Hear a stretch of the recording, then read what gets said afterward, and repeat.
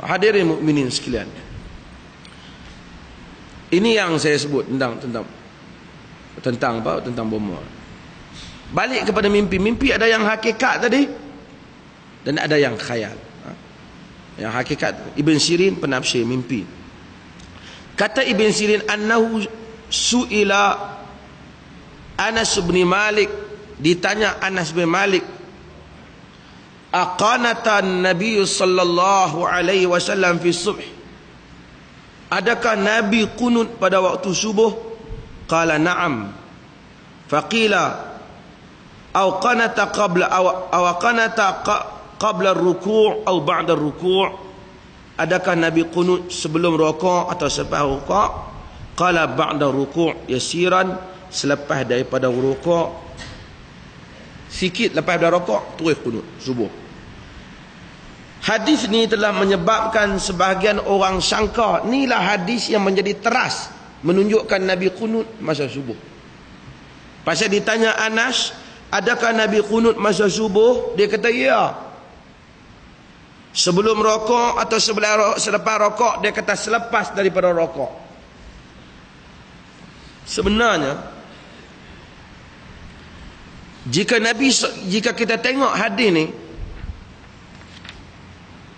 kita tahu dia tanya Anas, Nabi kunut tak masa subuh? Anas kata ya. Maksud Anas kunut apa? Kunut nazilah. Pasal apa kita kata kunut nazilah? Anas tak kata apa? Anas tak kata? Sebab Abi Hurairah radhiyallahu an kata, anna Rasulullah sallallahu alaihi wasallam idza arada an yad'u ala ahadin aw yad'u li ahadin qanata ba'da ar-ruku'. Sesungguhnya Nabi apabila hendak berdoa untuk Tuhan ambil tindakan pada satu orang atau tolong satu orang, dia akan kunut selepas rukuk. Sama dengan Anas kata. Anas kata selepas rukuk. Pasal ada kala Nabi kunut sebelum rukuk. Jadi bila dia kunut selepas rukuk, kita tahu kunut itu kunut nazilah. Pasal apa? Saya dah cerita. Pasal apa kita kata nazilah? Sebabkan dia tak kata? Sebab kita faham daripada hadis-hadis ini, kerana ada hadis yang lain di mana Anas pernah menyebut bahawasanya fa'an Anasin qala kana qunut fil maghribi wal fajr. Sesungguhnya Nabi SAW, hadis Bukhari, telah kunut pada waktu maghrib dan subuh. Pasal apa maghrib hampa tak kunut? Anas kata bukan subuh saja, maghrib juga. Habis tu kunut lepas maghrib sama? Tak, kunut itu kunut nazilah. Jadi mengkhususkan kunut semasa subuh itu berdasarkan pada hadis Anas tidak begitu kukuh, Kerana ada hadis Anas yang lain, Anas bukan kata Nabi kunut subuh, Anas kata subuh dan maghrib dan subuh. Memang ada hadis Anas ditanya Nabi kunut dan subuh ya, dan lepas rukuk. Dan ada hadis lain Nabi kata Nabi kunut maghrib dan subuh. Menunjukkan kunut-kunut yang Anas cakap ni ialah kunut nazilah, bukan kunut khusus bagi sembahyang subuh.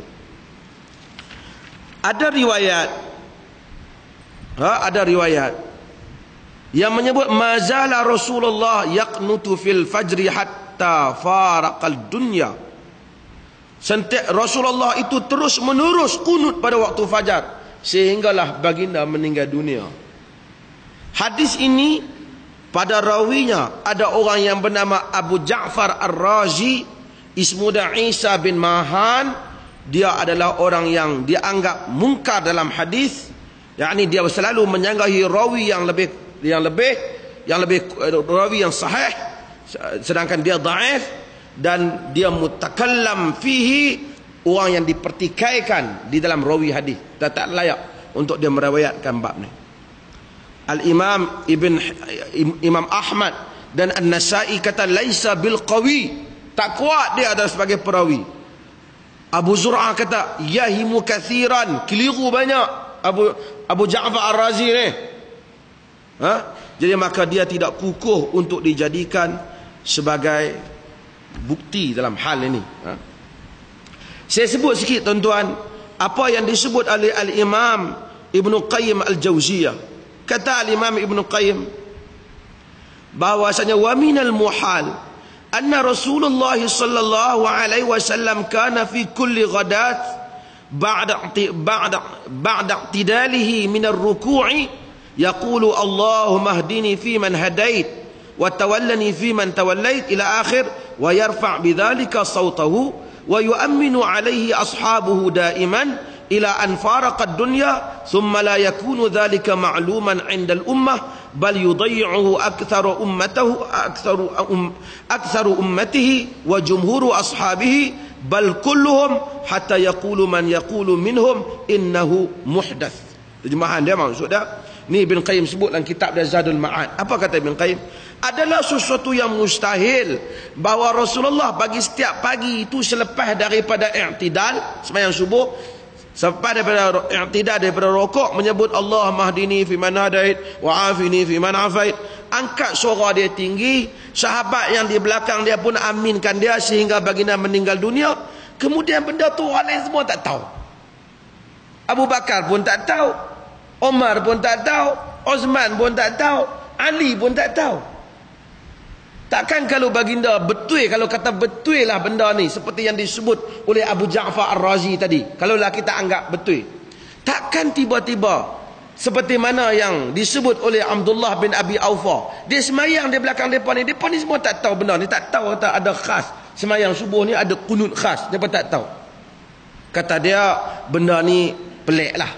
Kalau sungguh kata Nabi buat sampai meninggal dunia, tiba-tiba sahabat lain tak tahu, kata dia laisa ma'luman 'indal ummah, tak maklum di sisi ummah, bal yudayyi'u aktsaru ummati, bahkan kebanyakan umatnya tak buat, wa jumhuru ashabi, dan kebanyakan jumhur sahabat tak buat, majoriti sahabat tak buat, bahkan kesemuanya, hatta sehingga ada yang kata benda ni diada-adakan.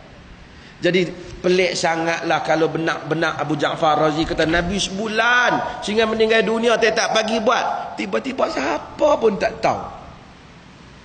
Abu Bakar pun hak jadi khalifah tak buat, Umar yang jadi khalifah tak buat, Osman yang jadi khalifah tak buat, Ali pun tak buat. Bahkan mereka ada di kalangan mereka bila tengok orang buat subuh, dia kata benda ni baru buat ni. Dia kata pelik sangatlah dengan hadis tu. Pelik sangat. Dah lah rawi dia tu tertolak, bunyi dia pun pelik, dia kata. Kata dia. Kalaulah kita anggapkan kata kita andai pilah kata Abu Ja'far Ar-Razi kata tu betul, kita hendaklah andaikan kata dia, kalau nak kata betul pun kunut itu bermaksud doa, tasbih. Kerana perkataan kunut ni bukan maksud kunut dipahami sebagai Allah mahdini fi man hadait ni, dan makna yang macam tu ni faham kemudian. Pasal awalnya Quran kata sebut tentang apa, walahu man fis samawati wal ardi kullun lahu qanitun, bagi Allah Ta'ala itu apa yang di langit dan bumi semuanya berkunut kepadanya. Takkan kunut lepas i'tidal, maksudnya kunut tu semuanya bertasbih, semuanya berdoa, semuanya khusyuk kepada Allah. Kalau barangkali hadis riwayat yang kata Nabi senantiasa kunut sampai meninggal, barangkali maksud Nabi sentiasa doa sebelum nak meninggal tu bagi setiap hari. Kalau tidak, kalau dipaham kunut lepas i'tidal, susah kita nak faham. Pasal orang lain tak pergi buat. Orang lain tak pergi buat. Ini adalah, maka dengan ini, maka kita fahamlah bahawasanya apa yang dikatakan kunut selepas subuh itu, yang diriwayatkan oleh Anas sebenarnya merujuk kepada kunut nazilah yang sedang kita buat. Maka kita tidak patut hanya buat selepas subuh saja, maka kita buatlah kunut nazilah ini kepada semua sembahyang fardu, bukan hanya khusus saja. Alhamdulillah di Perlis ni tak ada khusus, di Perlis ni tak ada khusus.